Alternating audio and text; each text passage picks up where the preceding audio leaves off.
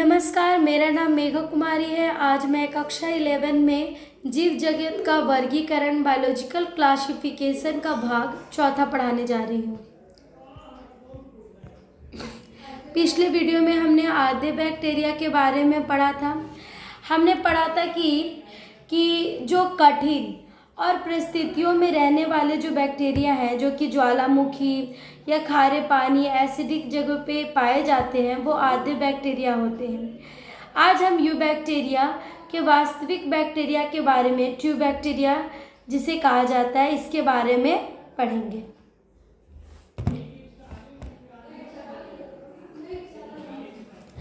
Eubacteria का परिचय पहले समझेंगे। Introduction of eubacteria. यूबैक्टीरिया क्या है? वास्तविक बैक्टीरिया, जिसको हम लोग ट्रू बैक्टीरिया भी कहते हैं। इनकी पहचान किस तरह से की जाती है? कठोर कोशिका भित्ति, जलायमान बैक्टीरिया में कशाब, फ्लैजेलम, वातावरण में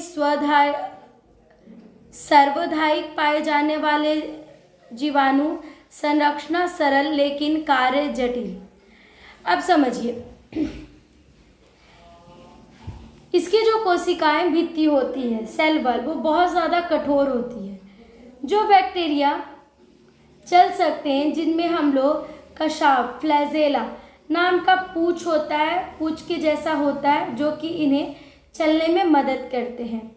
आप समझ सकते हैं ई कोलाई के बारे में। यह हमारे आंतों में पाए जाने वाली एक तरह की बैक्टीरिया है, जो कि डाइजेशन के लिए बहुत ज़्यादा मदद करता है। आपने देखा होगा कि जो ई कोलाई बैक्टीरिया है, वो हमारे खाने को बहुत अच्छी तरह से पचाती है। इसके बारे में हमने पीछे भी बात किया था।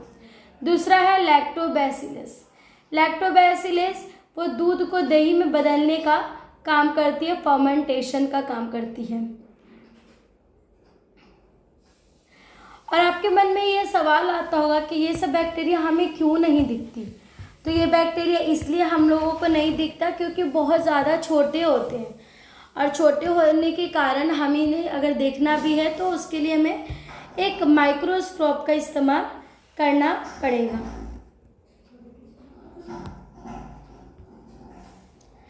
अब है साइनोबैक्टीरिया।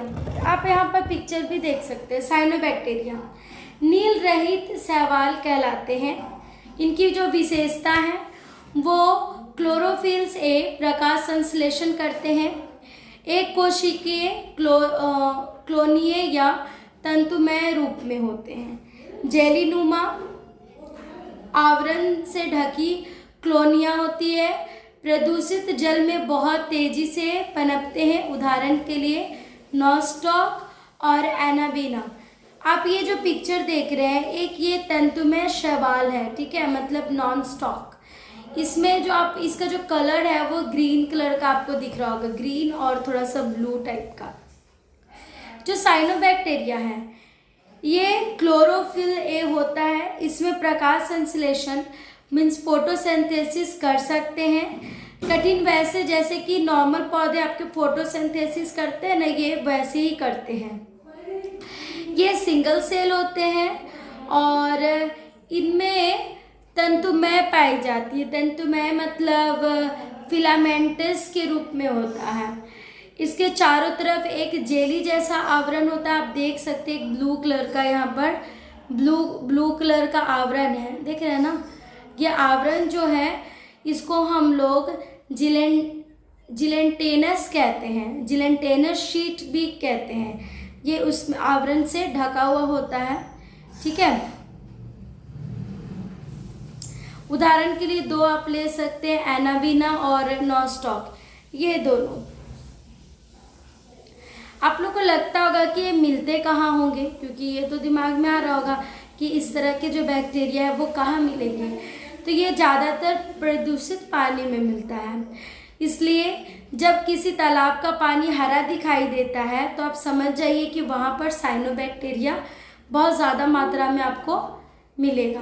क्योंकि आप कहीं देखे होंगे कि कोई छत पे भी ज़्यादा अगर आप देखिएगा, पानी कभी कभी जमा होता है तो हरा हरा दिखता है, तो उसमें साइनोबैक्टीरिया होता है। और ये बहुत तेज़ी से इसका ग्रोथ होता है। ऐसा नहीं कि इसका ग्रोथ बहुत धीमा होता है, इसका ग्रोथ बहुत तेजी से होता है। दूसरा है कि नाइट्रोजन, एक सेकेंड, हाँ, नाइट्रोजन स्थितीकरण और रसायन संश्लेषी बैक्टीरिया क्या है।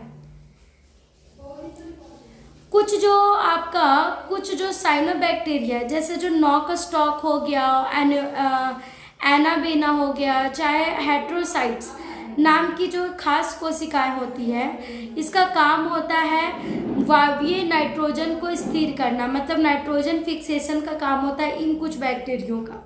ठीक है, तो जो नाइट्रोजन फिक्सेशन करते हैं N2 हवा में होता है, हमको तो पता है ना कि N2 जो है आपका हवा में पाया जाता है, लेकिन पौधों को इसका ज़रूरत है, तो सीधे उपयोग तो नहीं कर सकते कि आपका नाइट्रोजन सीधे पौधे ले लेंगे, ऐसा नहीं हो सकता है।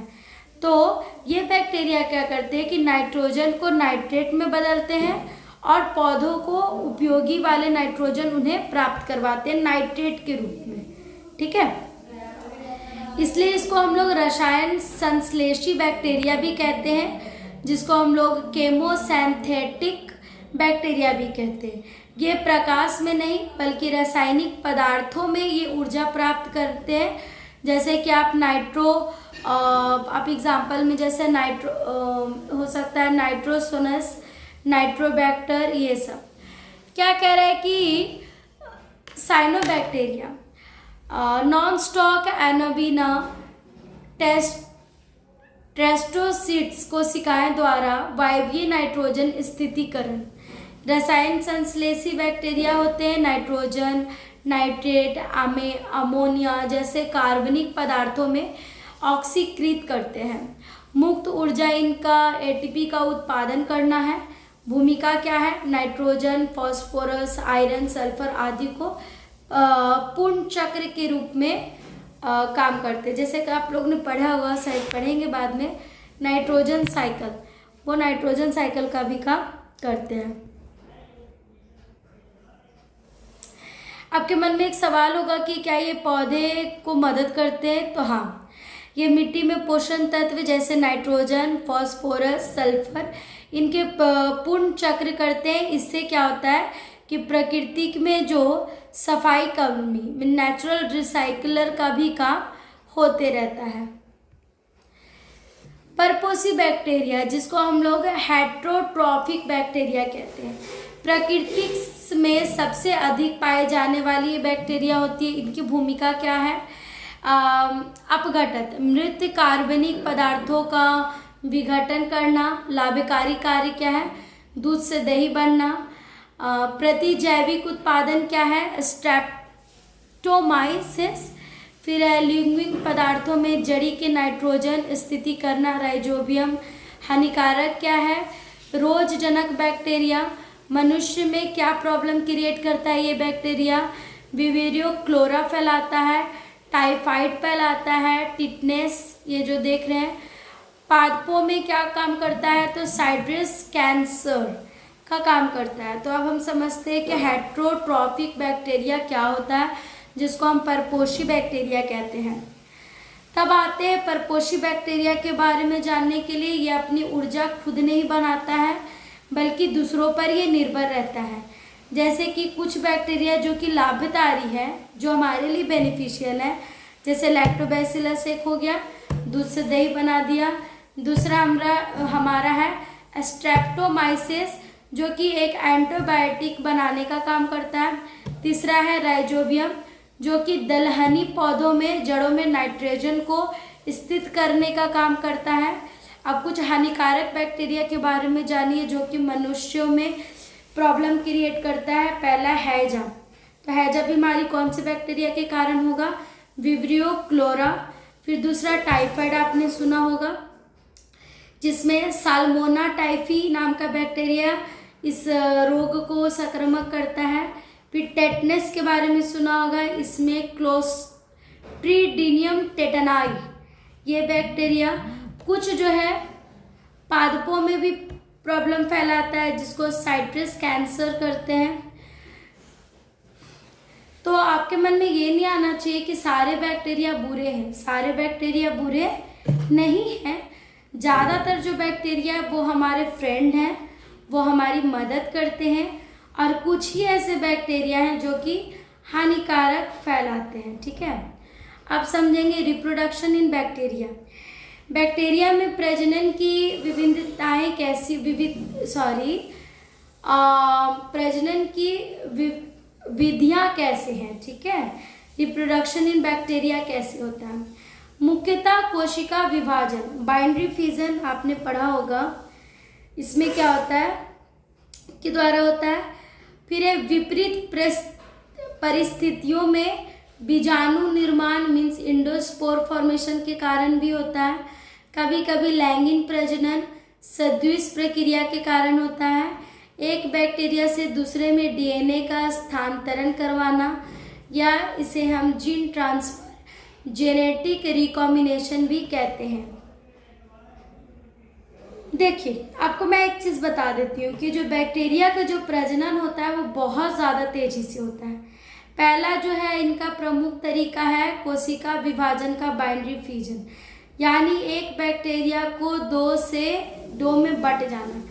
आप लोग बाइनरी फिजन पढ़े होंगे, जिस तरह के जैसे ये हुआ पौधे, ठीक है, मान लीजिए अब यहाँ पर एक छोटा सा है, अब ये क्या होगा कि आने वाले टाइम में ये टूट के यहाँ गिर जाएगा, फिर क्या होगा देख सकते हैं, फिर ये 3 पौधा हो गया ना, ये हो गया बाइनरी फिजन के रूप में।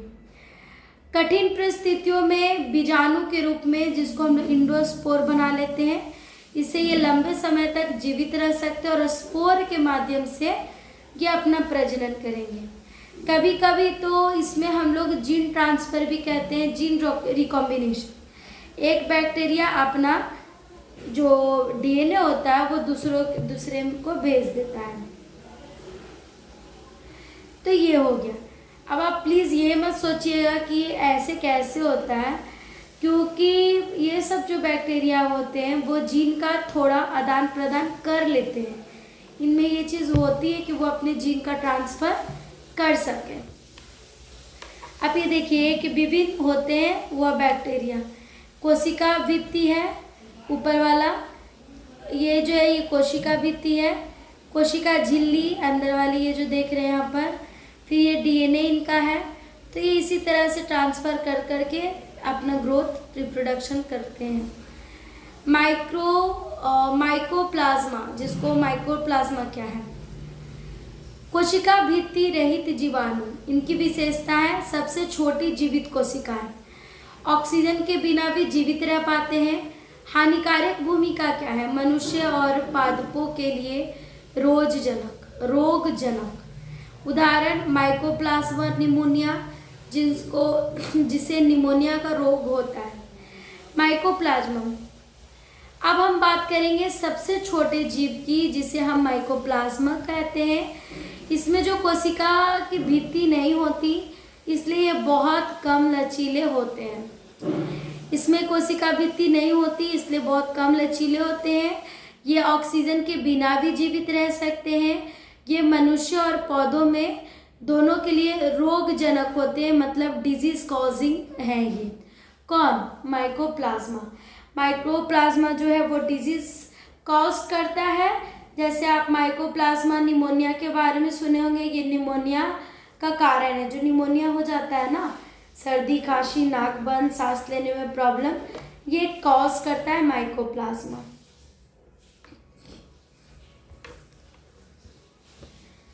अब थोड़ा कंक्लूजन समझिए कि जो यूबैक्टीरिया पृथ्वी के सबसे पुराने और सर्वाधिक पाए जाने वाले जीव हैं। ये वातावरण में पोषण तत्वों का पूर्ण चक्र करते हैं।